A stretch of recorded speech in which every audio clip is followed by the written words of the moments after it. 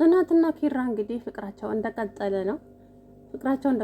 ደስ ይላል። ነገር ግን ደግሞ የማትወጣው ጭንቀት ውስጥ ገብታለች ማለት ነው።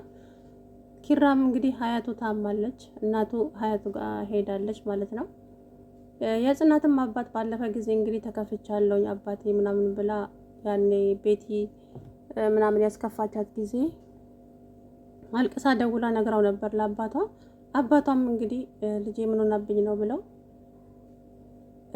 ሳይነግሯት ሳይደውሉላት ዝም ብለው እንግዲህ መጥተው ነበር ወደ አዲስ አበባ ሲደርሱ ግን ያላቸውን ሁሉ ተዘረፉ ማለት ነው።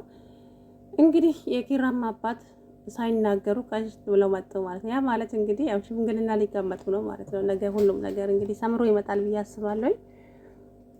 እንግዲህ ጽናት አሁን አባቷን መምጣቱ በጣም ተጨንቃለች። ግን አባትየው አውቀዋል እየተማረች እንዳልሆነ። እኔ ከሷ ይምጣ ብዬ ነው እንጂ ሁሉንም ነገር አውቅ ያለውኝ ግን እሷ ትንገረኝ ብዬ ነው። ግን ደጋግሞ ትምህርትሽስ ለምንድን ነው ውጤትሽን የማታሳይኝ ስትላት አፏ እየተሳሰረ እንግዲህ የምትመልሰው ሁሉ ጠፋባት። አይ ውጤቱን እኮ መልሻዋለሁ ምናምን አለች ማለት ነው ሳታሳያቸው። እና ብቻ እየተርበተበተች እንደሆነ እሳቸው ገብቷቸዋል። እየተማረች እንዳልሆነ ለእሳቸው መስዋዕት እየከፈለች እንደሆነ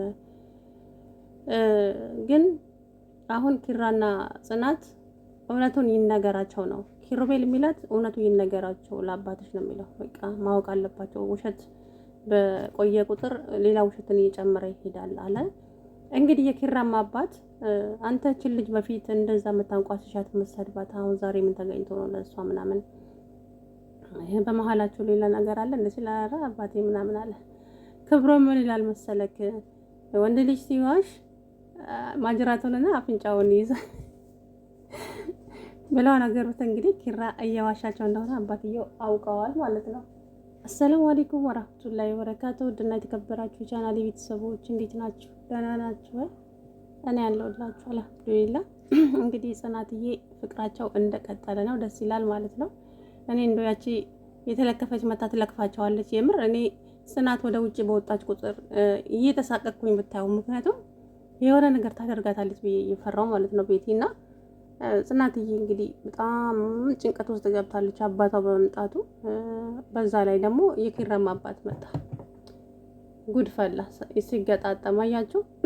በቃ ችግር የለውም። በዛው እንግዲህ ሽምግልናውን ተቀምጠው ሁለታቸውም ወደ መጡበት ይመለሳሉ። የኪራም አባት እንግዲህ እጄን ወለም ብሎኝ ነው የመጣሁት ታሽቼ አሁን ደህና ነኝና ትንሽ ላገግም ነው የመጣሁት። ግን ለእናት እዚህ መሆኔን እንዳትነግር። እሳቸው ሳይናገሩ ከመጡስ ጉድ እኮ ነው። እሷም ለአባት እንዳትነግራለች፣ እሱም ደግሞ ለእናት እንዳትነግራለ።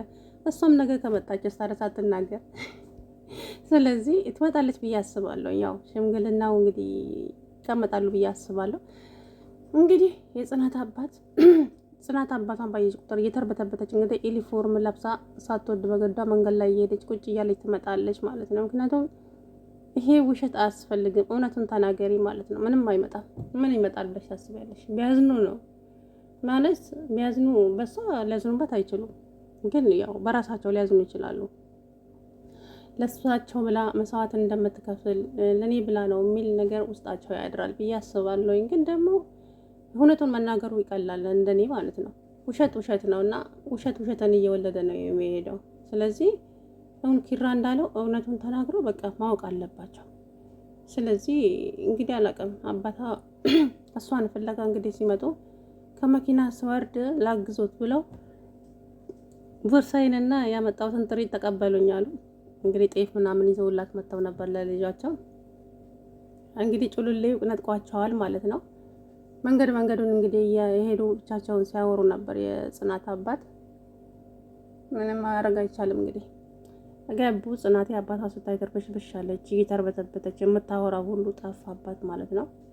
እንግዲህ በቄ ደውሎ አባትሽ ወደ አንቺ መጥቷል አልደረሰም እንዴ ምናምን አላት። ከዛ ተደናገጠች ማለት ነው። ናሆሜን በጣም ጨንቆታል። አሁን ጽናት ግን መቼ ነው እንደው ደስተኛ የምትሆነው? ናሆም እኮ ነው ምስኪን የእውነት እንደው አንዱ ስትለው አንዱ ይመጣል፣ አንዱ ስትለው አንዱ ይመጣል። ፈተና እኮ እንደዚህ ነው ዱንያ ላይ ማለት ነው።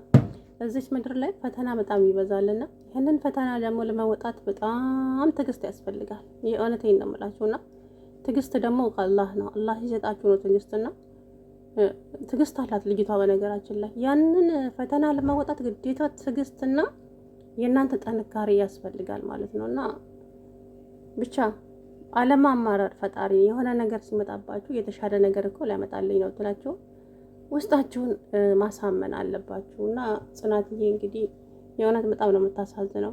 ቤቲን ተገላገልን ስትል ደግሞ ሌላ ጭንቀት መጣባት አሁን። ምክንያቱም እኔ እንደ ራሴ ያልኩት ኪሩቤል ልክ እንዳለው የኪሩቤልን ሀሳብ እደግፈዋለሁ። ምክንያቱም እውነቱን መናገር አለባቸው። ትምህርት እየተማረች እንዳልሆነ ልጅቷ ለሳቸው ብላ ትምህርቷን እንዳቆመች እና የቤት ሰራተኛ እንደሆነች መሩዬም ያለችው ልክ ነው። እውነቱን መናገር አለባቸው ነው።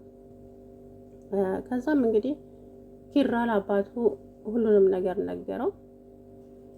ከዛ እኔ እኮ አውቄያለሁ ምናምን ዩኒፎርም ቆማ ማላረፍ መሰለክ እንዴ ምናምን አራዳ ናቸው የኪራ አባት በነገራችን ላይ።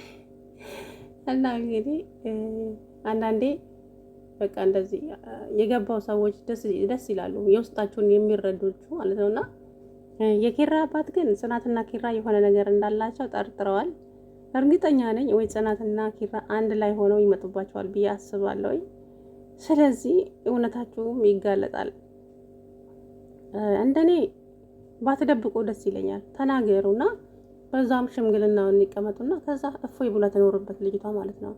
እንዴ ተጨነቀች እኮ ሶስና ስትገላገል ቤቲን እንኳን እንደ መከራ ነው የተገላገለቻት። መቼም በጣሪ ትዕግስት ውስጥ አሁን ደግሞ እንግዲህ አባቷ መጥቶ አባቷን አስተናግዳ ሳትጨርስ የኪራ አባት ሻንጣውን አዝሎ መጣ። ከዛው ከአዲስ አበባ እየመጡ በክፍለ ሀገር መጣው ይሉናል እኮ ጉድ እኮ ነው። ብቻ እንደው የምር እንግዲህ የጽናት አባት በጣም ስነ ምግባር ያላቸው የእውነቴን ነው የምላቸው። አነጋገራቸውን አይታቸዋል። ጽናት በቃኝ ብላ ስትነሳ የመከረው እንደ ተረት አድርገው ምሳሌ ነው የነገሯት ማለት ነውና የእውነት በጣም ነው የሚገርመው። እህል ረግጠሽ የት ነው የምትሄጂው አሉ። ትክክል እኮ ነው። በነገራችን ላይ በጣም ነውር ነው አንድ ሰው ምግብ እየበላ በቃኝ ማለት እራሱ አይቻልም። ወይ ዳር ዳር ትላላችሁ ወይ ደግሞ እነሱ እንዳይደብራቸው በቃ ዝም ብላችሁ ይዘው ትቀመጣላችሁ እንጂ ምግብ ረግጦ መነሳት የምር በጣም ነውር ነው በሀገራችን ማለት ነውና በተለይ ክፍለ ሀገር የገጠር ልጆች ታውቃላችሁና የከተማው እንኳን እንደው ገፍተር አድርጎ ነው የሚነሳው እንዳያችሁት። ግን ክፍለ ሀገር የገጠር ልጆች በጣም ክብር አለው። እህልና ስትነሱ እንኳን ገበታውን ስማችሁ ነው የምትነሱት እውነት ለመናገር ማለት ነው ላይ እና ጽናት ደግሞ በቃኝ ብላ እንግዲህ ውስጧ ስለተረበሸ እህሉን ረግጣ ልትነሳ ነበረ። የት ነው የምትሄጂው? ኧረ ነውር ነው እህል ረግጦ አይነሳም አላት ማለት ነው አባትየው። እውነት ነው እህል ክብር ነው። ለሱ ብለን አይደለ እንዴ ስደት የመጣ ነው። ሆድ ባይኖር ኖሮ ምን አለፋን ነበረ። የምሬን ነው የምላችሁና እንግዲህ ጽናትዬ ጭንቀትሽንም ሀሳብሽንም ፈጣሪ ያቀልልሽና ለአባትሽም እውነቱን ተናገሪ። በቃ ከዛ ጥሩ እንቅልፍ ትተኛለሽ። የምሬን ነው የምላችሁ። አሁን መንገድ ላይ እየሄደች እየተቀመጠች እንግዲህ ዩኒፎርም ለብሳ የእውነት በጣም ነው የምታሳዝነው። አንዱ ስትወጣ አንዱ ይመጣል፣ አንዱ ስትወጣ አንዱ ይመጣል። እና ብቻ እንግዲህ ፈጣሪ ከዚህ ከጭንቅ ይገላግልሽ፣ በፍቅር በደስታ ያኖራችሁ ከኪራ ጋር